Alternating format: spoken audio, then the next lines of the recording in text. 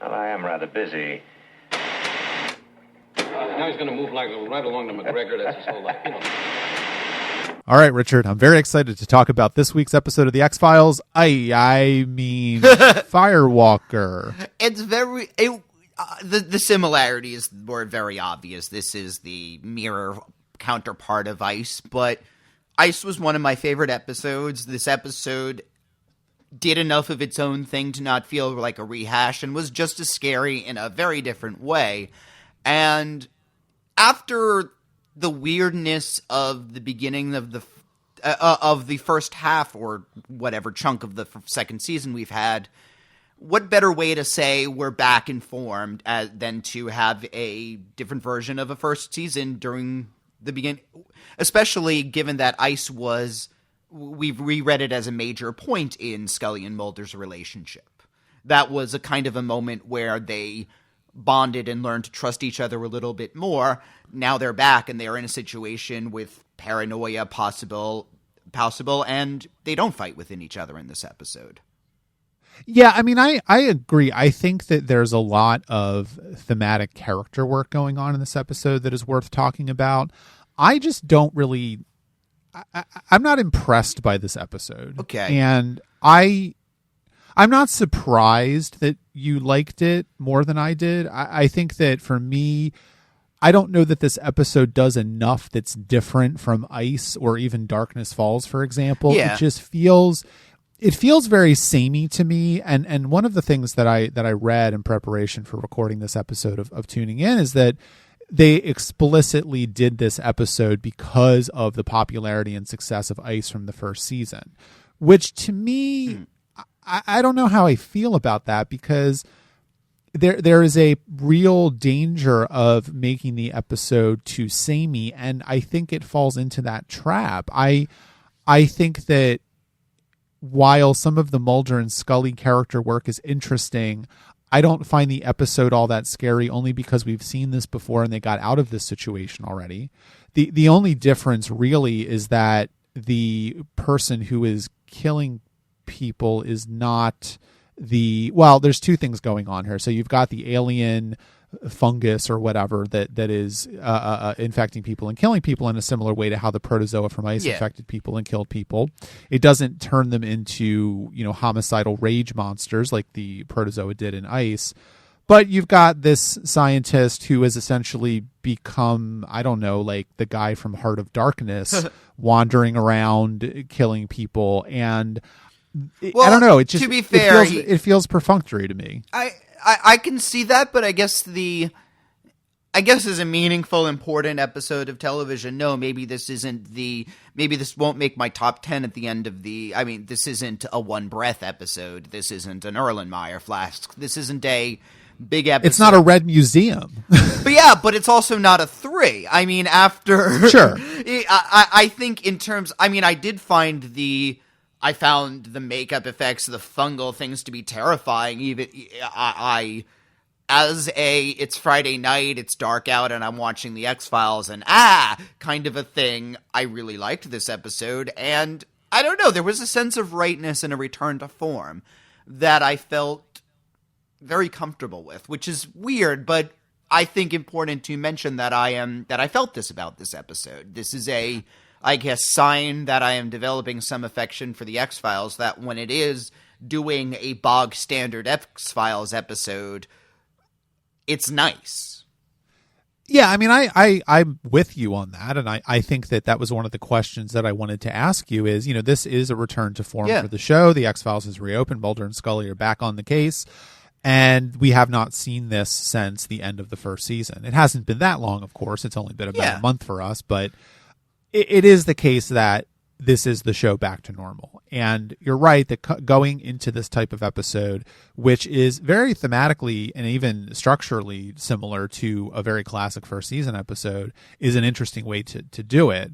I guess I'm just having a different reaction than you, because I've seen this episode a bunch before. You've never seen it before, so I kind of already knew what was happening. But it just kind of feels very, I don't know, again, it feels very perfunctory to me. Like, I'm with you. I like watching Mulder and Scully talk to each other, Mulder spinning his crazy theories to Scully and Scully saying, no, that's not right. And, having all of that sort of character work going on. But at the same time, I don't care about the guest characters the way that I did in Ice. I don't think that they're very interesting. You don't really have anybody in like Ice, for example. I can still remember the, scientist who loved football and the bickering couple and the bear, the pilot who was kind of sardonic and weird, the dog.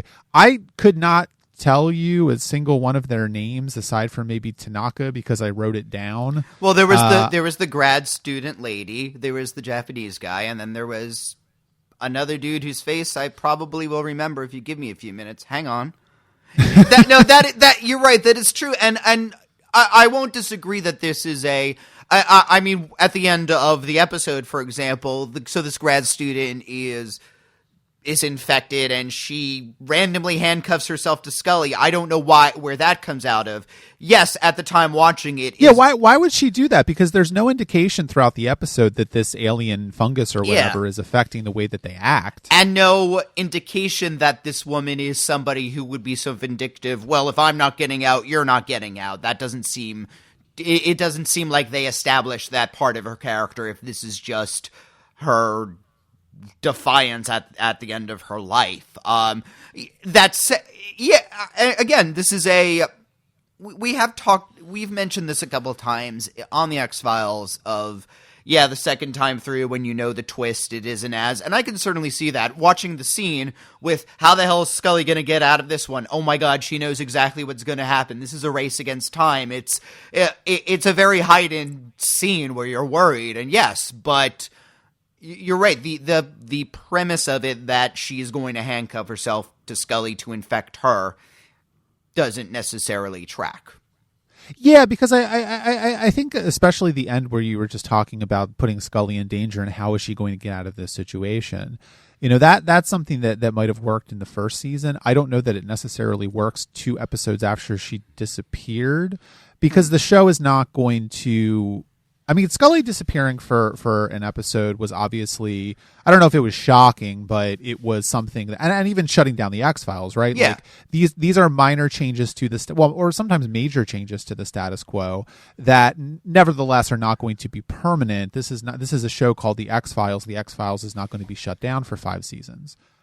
But putting Scully in danger at the end of Firewalker after she disappeared in Dwayne Barry, I don't necessarily think is the way to go because this episode seems to forget kind of what happened in the past month or so in these characters' lives a little bit. And on the one hand, I agree with you that it is nice that the show is returning to form or theme and is just having Mulder and Scully go off and solve a mystery. They haven't missed a beat. They haven't worked together like this in a while, even though Mulder was still leaning on Scully in the first part of the second season when the X-Files was closed.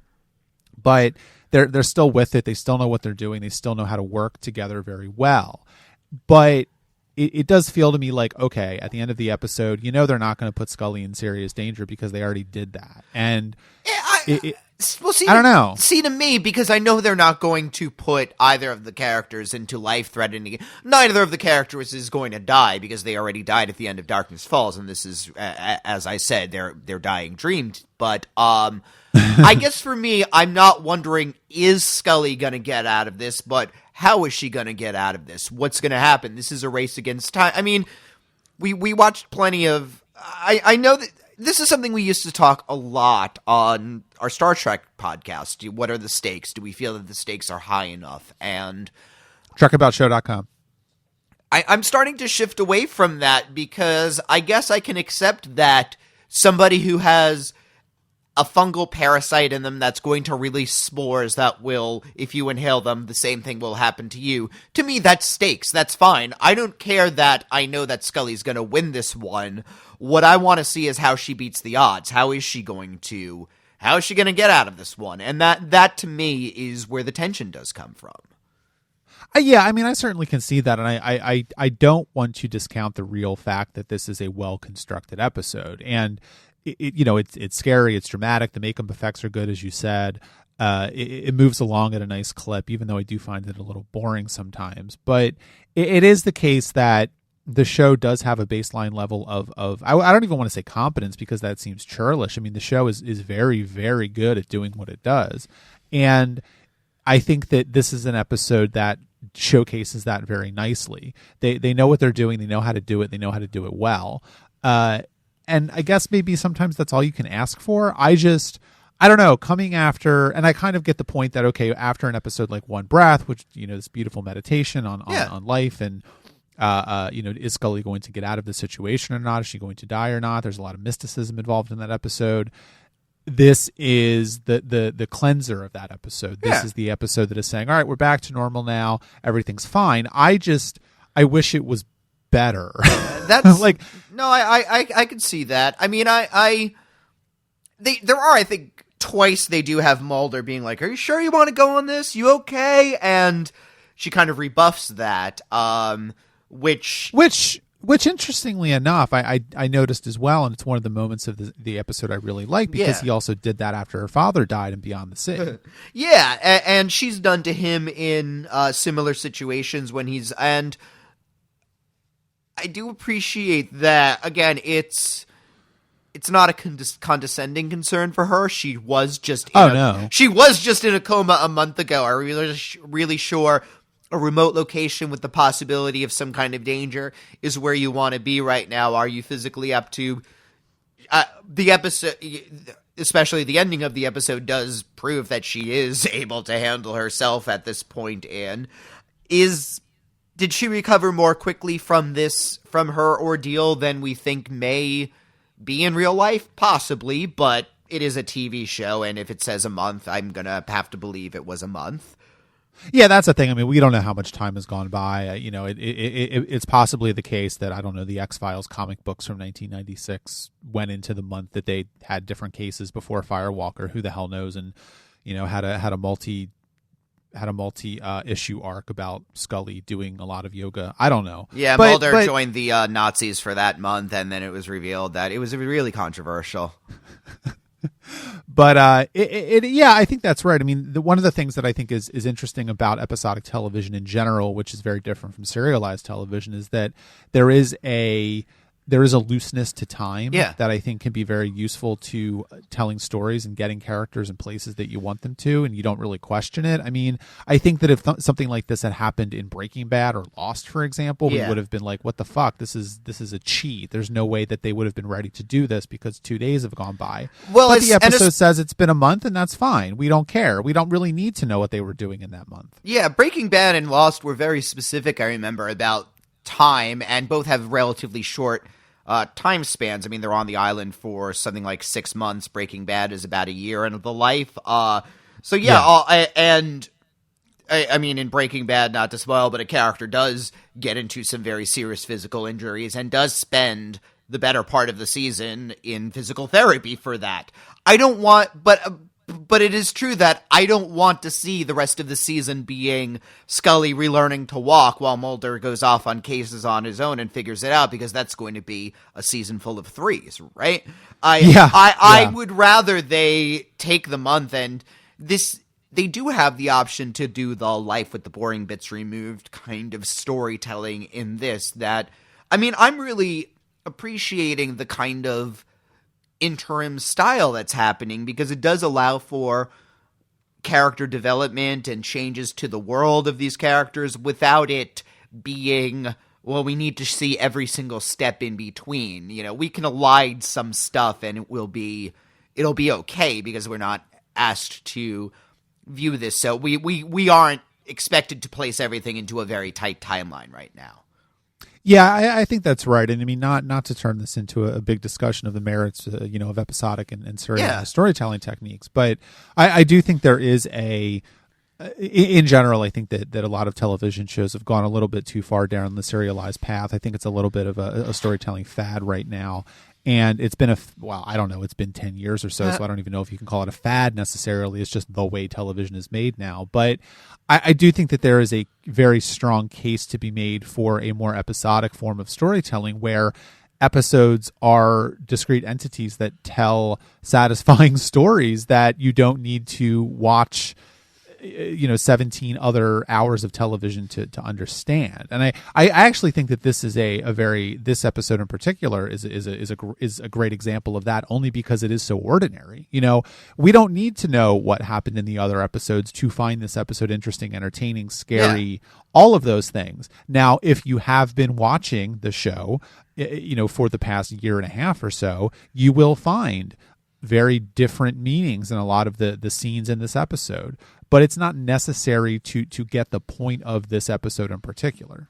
Yeah, but at the same, it is interesting though, because that does make a very jarring contrast to time, because an episode like One Breath is not an episode that you're just going to watch as an isolated. I could show somebody Firewalker or maybe even Red Museum, and they'll be able to get it if there's some references that they don't quite.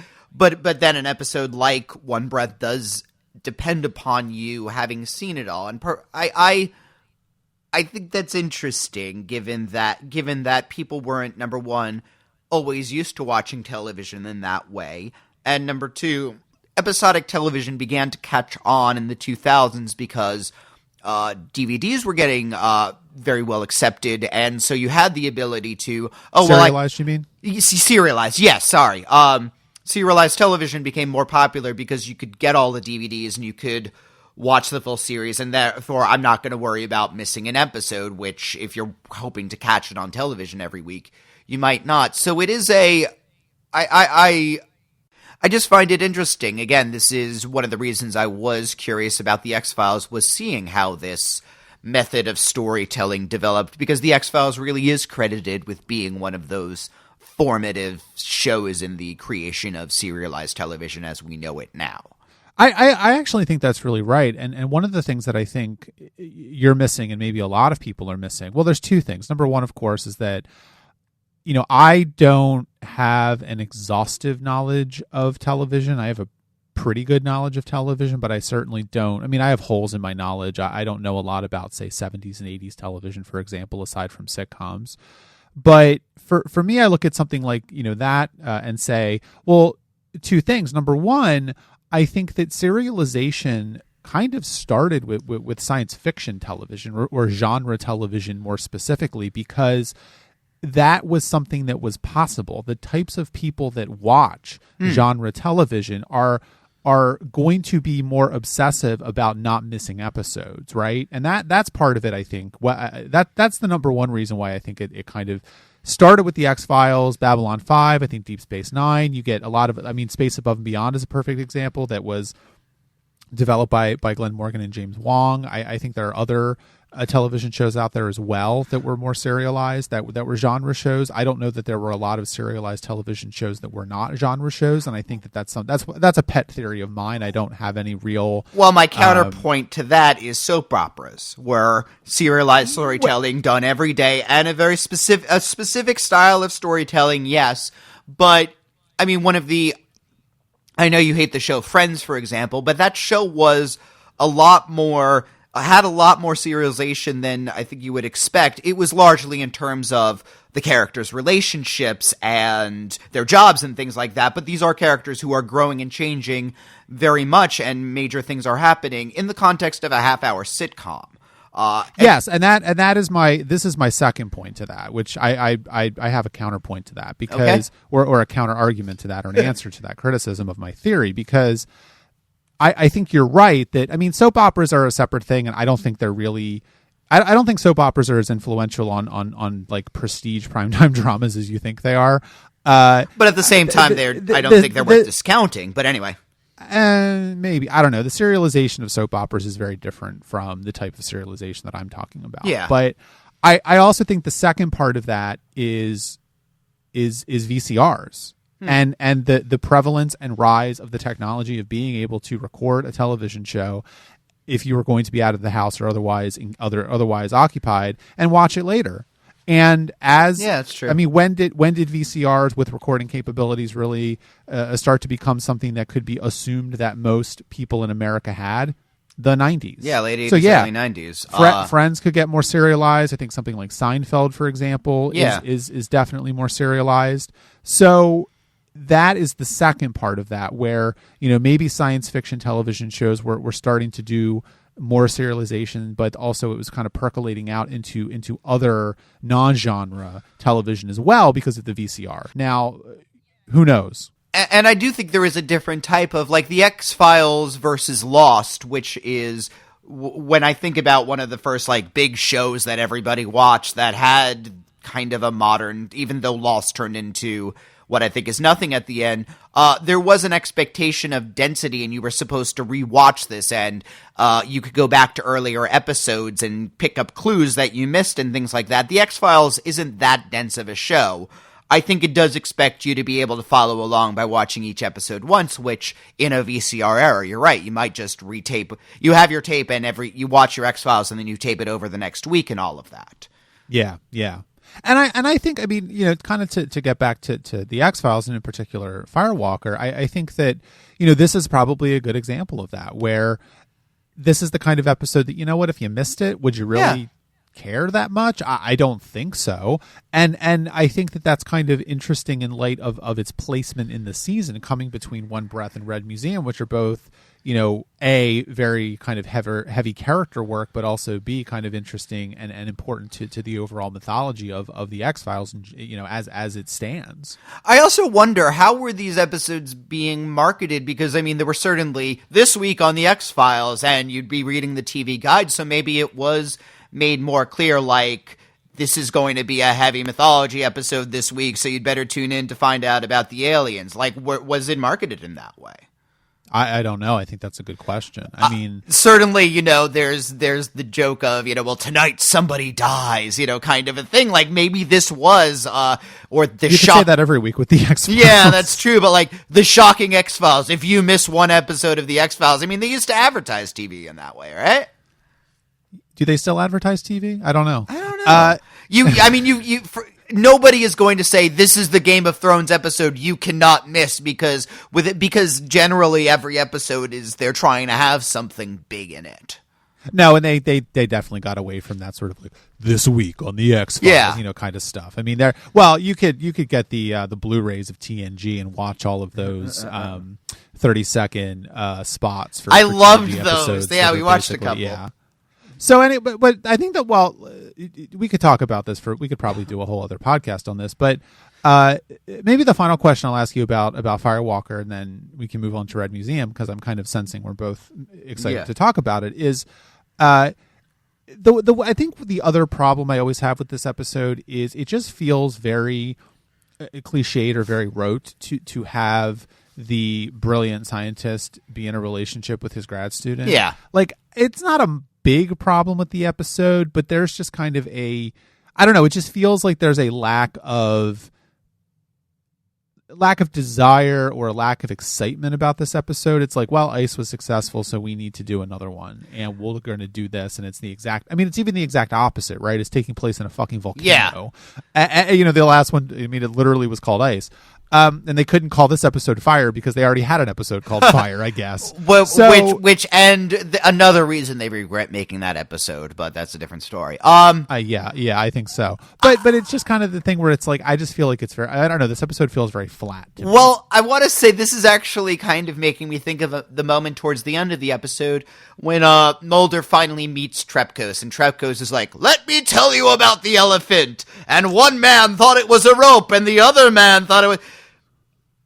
David Duchovny just puts his head in his hands, really annoyed and irritated. And that is obviously one of those things that wasn't in the script, but you can definitely see Mulder thinking, oh God, this fucking story. Oh, he thinks I haven't heard the story about the man and the elephant.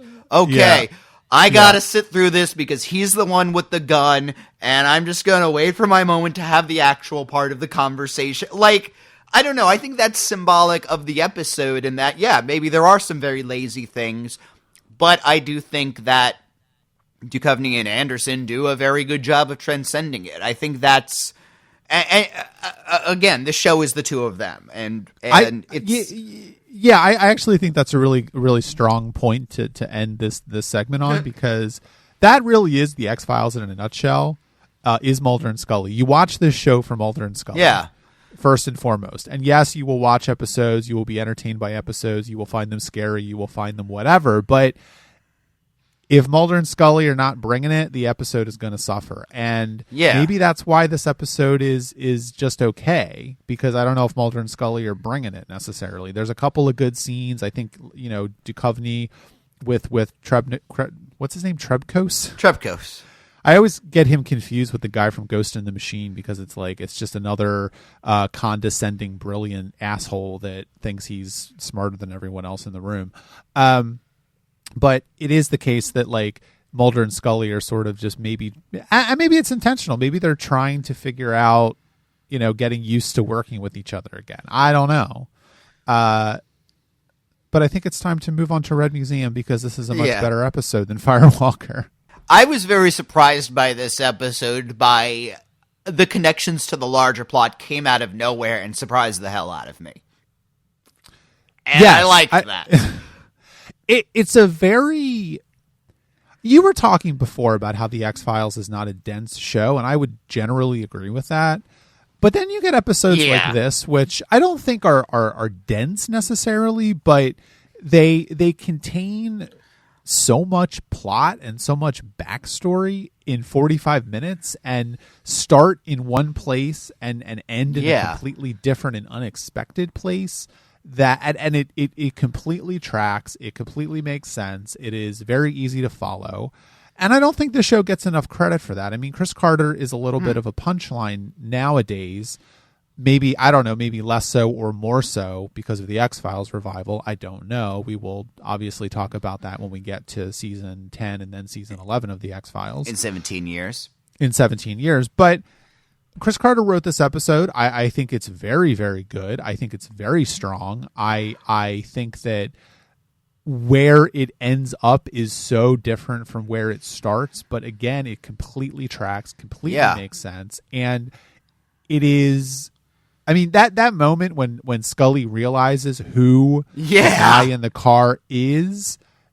That is a holy shit moment that I think still works 20 years later. Yeah, because number one, I didn't even think about the person who killed Deep Throat was an actual person that they could see again, that they can meet again. I figured it was just going to be more of it's ambiguous and it doesn't matter. And the fact that when that comes and then you realize, oh, this is a very different, this episode is about something very different than we initially thought it was.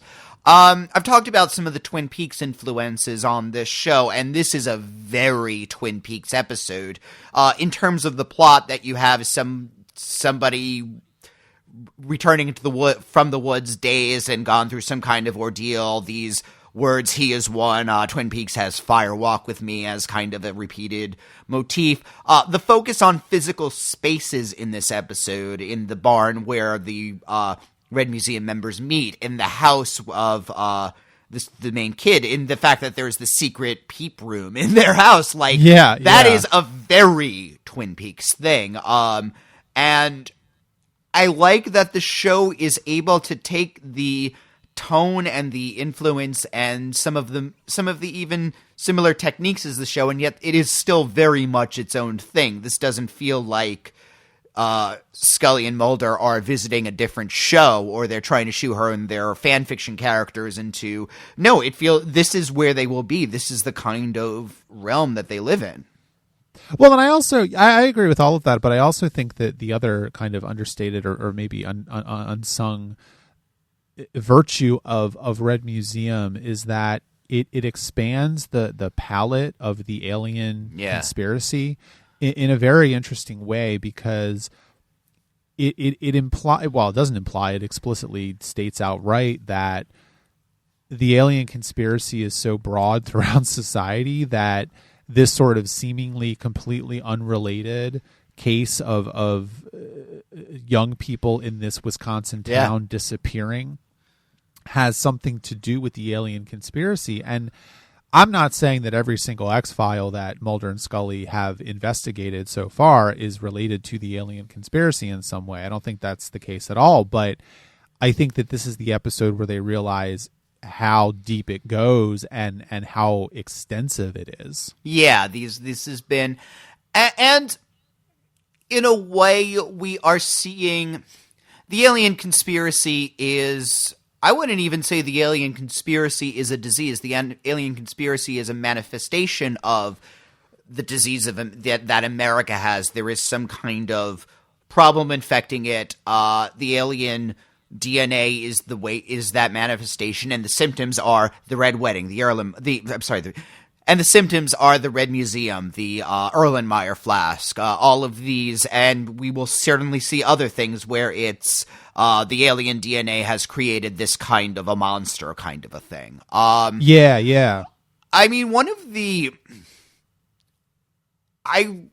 I really want to talk about the scene where the rancher takes them off and he's talking about, well, the bovine growth hormone, and it didn't used to be like this. We were nice to our neighbors. Now we have high school kids raping and things like that. In this episode, I mean, I remember in the early 90s that RBST was becoming a very controversial issue for, I thought it was very funny to have the RBST episode. That was definitely putting this in a specific time period, but wait till you get to the Pog episode. I love Pogs. And if you flip the Pog, it takes your soul. That will be really cool. That's the episode that Stephen King wrote. I have seen the Stephen King episode, and I'm really excited. I'm very sorry. Now, obviously, in the world of the X-Files, this hormone, which isn't actually RBST, but is this Erlenmeyer flask substance, is something which is creating rage, creating evil into these. But what he is really talking about is capitalism creating a spirit of competition. In other words, RBST is something which was used in order to create more yield of milk at what cost? At a cost of the health of the community, at the cost of the health of the cows, at the cost of...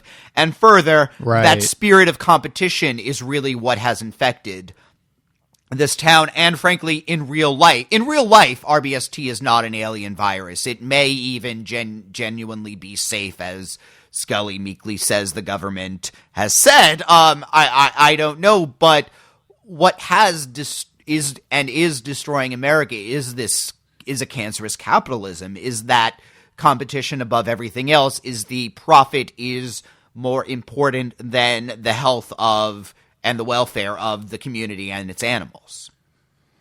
Yeah, I mean, I certainly think that's part of it. And what is so interesting to me about Red Museum is that this episode could handle, I mean, probably 17 different interpretations or kind of theories about what its themes are, because I think all that's right, and I certainly think it's implicit in the episode in that, I mean, the scene with the ranchers is great, and it's got a lot of interesting resonances with the ways in which the show is critiquing, I think, American culture in a certain sense, and I think you're starting to see that in the show.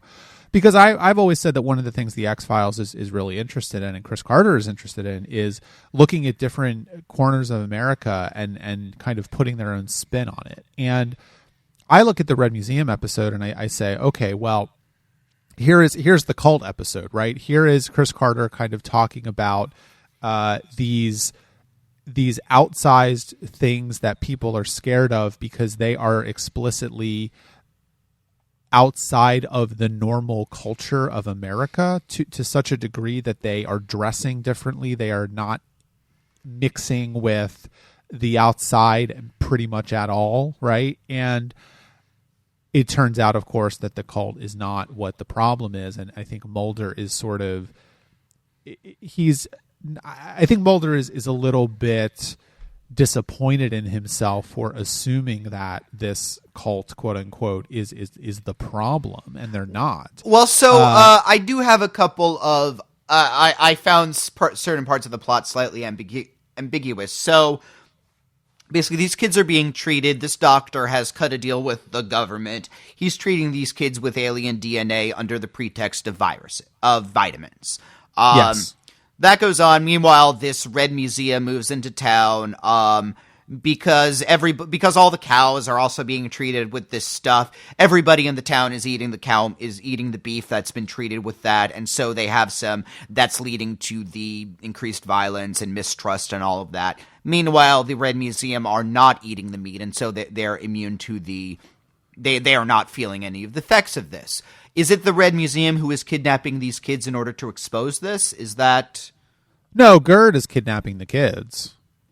I mean, that's what the point of that interrogation scene at the end of the episode is that the ostensible reason why they came to the town actually doesn't really have anything to do with what the sort of alien conspiracy plot is doing in this town, right? So they are just a group of people who legitimately just do not believe in eating meat and have decided to go into the most meaty town that they can find in order to make their stand. Right. Okay. Yeah. Because Gerd at the end of the episode, I mean, Gerd is the guy who is working with, I guess we can call them purity control, right? Because Scully calls them purity control. So let's just call them purity control for sake of having something to call them. So Gerd is working with purity control, as is the guy who murdered Deep Throat. Also murders, right? The mustachioed guy. And so they come to this town. Mulder and Scully come to this town because teenagers are being kidnapped, and they have this weird he is one, she is one written on their back. But he's not injuring them in any way physically, it doesn't seem. They're not being sexually assaulted. They're not being violently assaulted. It's just a psychological trauma, Well, they're being drugged and given hallucinations. I would not... Yeah, that's true. Yeah, I would not want what happens to these kids to happen to me or anybody I know. So, but why is he kidnapping and writing the he is one? I didn't quite get that part. I guess he's just supposed to be criminally insane. I don't know. That's the part of the episode that's a little weird. Like, he just seems that he has a sort of problem with people in general. I mean, right? The sense I got from him was from that scene. Well, he's trying to. He's I guess trying to expose them in some sort of weird way, because he's only kidnapping teenagers that were treated with the purity control alien DNA. So he is one, she is one means that they're being treated with the alien control DNA. I don't know if we're supposed to take it any further than that. I mean, to a certain degree, I think that this episode kind of is putting together a lot of things that were kind of in the zeitgeist of the culture in the early 90s about, kidnappings of teenagers and kidnappings of children and sort of things like that. And, the fact of the matter is, we don't know why people are being kidnapped. We don't know why children are being murdered. But here is a guy who is doing it for reasons that are not great, but also are not terrible, because he is trying to, in some weird way, help them. Now, I don't know what after taking videos of them for its implied prurient purposes. I mean, I don't not think a great you're guy. I think you are maybe underselling how shitty Gerd is, but that's a different.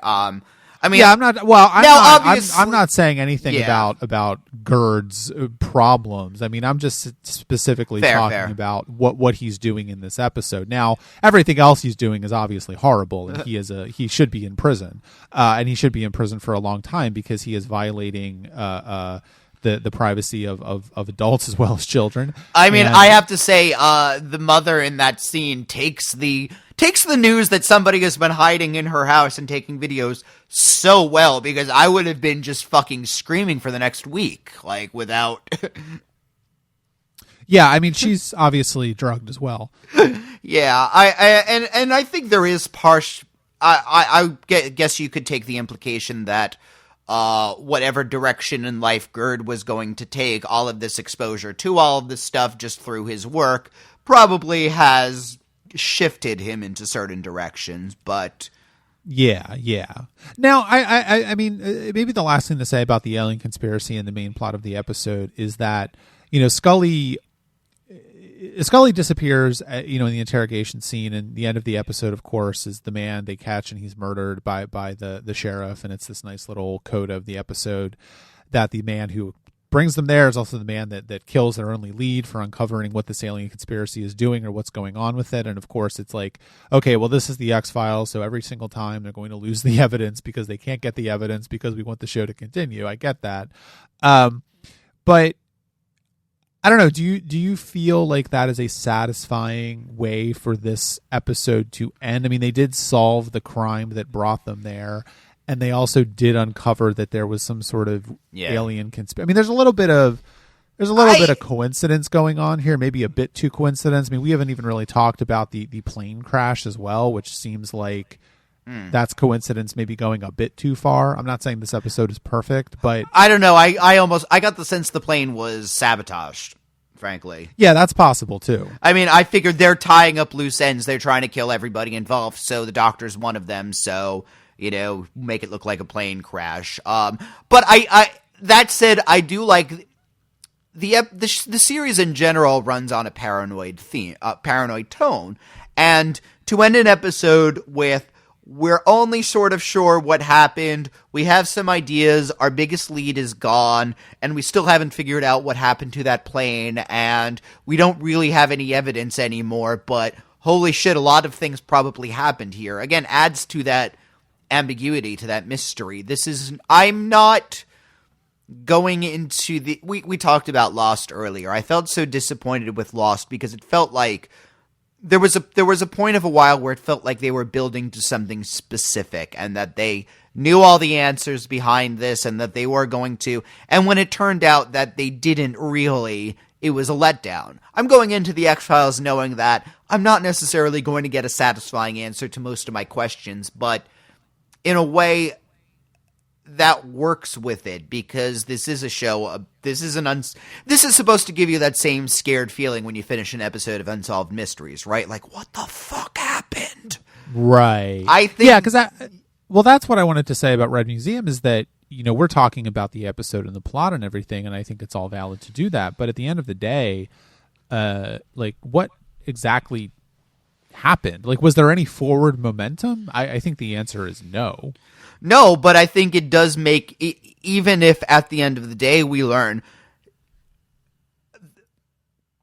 I mean, everything with this conspiracy so far has been the bottom dropping out, right? First of all, we just think, all right, there's aliens and the government wants to hide that fact. Okay. And then we learn that it's a worldwide conspiracy. Okay. And then we learn that there's experimentation with alien DNA. Okay. And now we learn that it's probably going around in towns all over the country. I mean, what's the next horrible thing we're going to learn about this? That extensiveness, that how connected this all are, again, Mulder and Scully can trust each other. They're the only two people that they can definitely for sure say have no hand in the conspiracy and are trying as hard as they can to stop it. That's where it ends. And again, they can't even go to a town where it looks like, okay, we're going to find out the secrets of this cult and they're going to be evil and possession. Great. And even the alien conspiracy has its hand in this. Yeah. I think that's right. Well, maybe the last thing I want to say about Red Museum is I want to talk about the scene where Mulder wipes sauce off Scully's face because I like it's a very, very, very minor moment, but I think it really speaks to the growing intimacy between them. And we haven't really talked about the whole will they or won't they thing of Mulder and Scully. I'm not super interested in it myself, and I never really was a Mulder and Scully shipper. They're not my OTP, as the kids say these days. But I don't know. I mean, are you getting a sexual or romantic vibe off of them? Again, I've always said they're surrogate siblings. She is kind of a replacement for Samantha in some ways, but they've grown to be big brother, little sister kind of a thing. The moment especially, it's very teasing. He's amused by the fact that Scully, who is normally very put together, very, has sauce all over her place because she's just devoured a plate of really good ribs. Like, he finds that funny, and he's, wiping the sauce off her mouth to tease her. Because, it doesn't seem romantic or sexual to me. It just seems like they enjoy each other's company and they can find each other amusing. That's about it. Yeah. And if they have a little bit of a more intimate relationship than your normal FBI agent pairing, well, they're also cogs in a vast government conspiracy to hide the truth of aliens. Yeah, they have a closer than even most FBI partner relationships just based on... All right, well, I think that's it for this episode of Tuning In. If you have any thoughts on either of the episodes of The X-Files we just discussed, Firewalker or Red Museum, please leave a comment on the post for this episode of the podcast at tuninginshow.com. You can check out our Patreon, patreon.com/trekaboutshow. Patreon is a website where you can give us money every month to support our podcasts if you enjoy them. Thank you. Facebook, Twitter, Instagram, we are there. Tuning In Show is our username in all those places. So follow us, like us, tweet at us, leave us Instagram comments, post on our Facebook wall, all kinds of crazy stuff you can do in this day and age of social media. Do that. And as always, please leave us an iTunes review for tuning in. It is the best way for new people to find the show. Next week, we are going to be talking about the X-Files episodes Excelsis Day and Aubrey. Mac, why do you...